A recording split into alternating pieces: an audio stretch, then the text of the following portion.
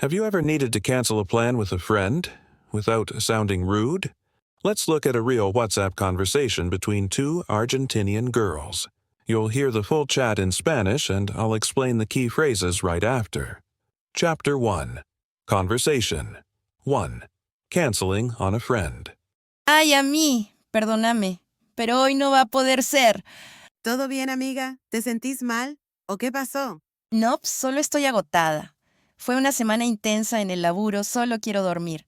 Te reentiendo. Tranqui, lo dejamos para otro día. Now let's break it down. Ay, ami is a sweet way of saying, hey friend. Ami is a cute abbreviation for amiga.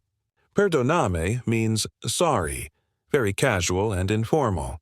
The phrase hoy no va a poder ser literally means today it won't be possible. It's a softer way to say I can't make it. Te sentís mal uses the Argentinian vos instead of tú. That's why it's sentis, not sientes.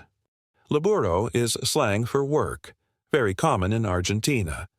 And finally, tranqui is a super common way to say no worries or don't worry about it.